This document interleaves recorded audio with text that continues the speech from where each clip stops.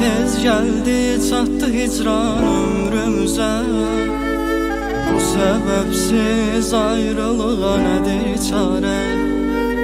Bu çaresiz yüreğimden koparmadım.